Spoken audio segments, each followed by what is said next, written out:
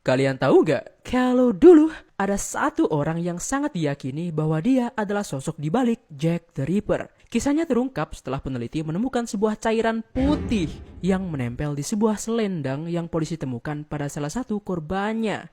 Cairan putih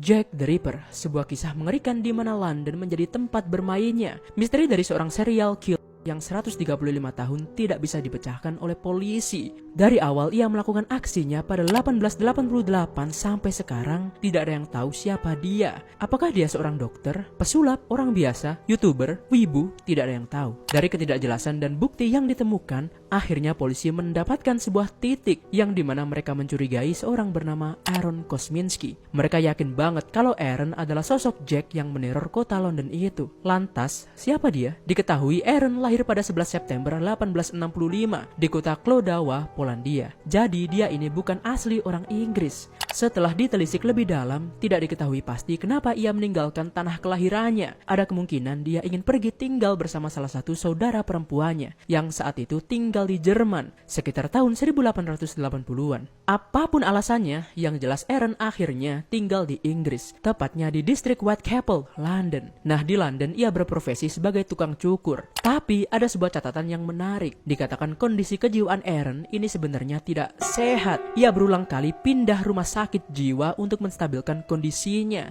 Ia pernah dirawat di RSJ bernama Mile End Town saat kondisinya sedang parah-parahnya. Catatan dari tahun 1885 mengatakan Aaron adalah penderita gangguan mental halusinasi, paranoia, dan bahkan menolak untuk mandi. Yang lebih parah adalah ia sering banget memakan makanan yang dijatuhkan oleh orang lain.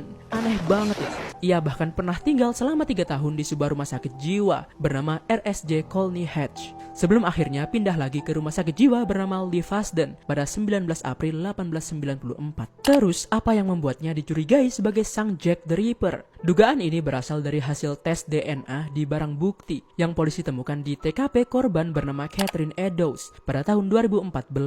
DNA-nya juga ditemukan saat polisi memeriksa sebuah selendang yang tertinggal saat mereka memeriksa TKP di East End. Bahkan sebuah studi pada 2019 mengatakan jika mereka menemukan bukti yang lebih aneh, yaitu sebuah cairan berwarna putih di selendang yang sama. Darah putih kali ya? Kali. Nah, saat diteliti, DNA yang ada di cairan itu sama banget dengan kerabat Aaron yang masih hidup. Ini semua membuat mereka sangat yakin karena dari arsip polisi di tahun 1880-an banyak catatan dari polisi yang bertuliskan Kosminski. Para polisi saat itu sudah menanyai semua orang yang ada di sekitar TKP dan banyak dari mereka yang mengatakan nama Kosminski. Semua jadi terhubung sekarang. Namun ya gitu, banyak peneliti yang mengatakan jika bukan dia orangnya karena DNA Aaron hanya ditemukan di selendang itu. Bisa saja Aaron adalah pelanggan dari korbannya. Karena korban dari Jack ini adalah wanita pekerja malam. Ya mungkin cairan putih tadi ya nggak sengaja kena ya kan. Tapi di samping itu ini menarik banget buatku.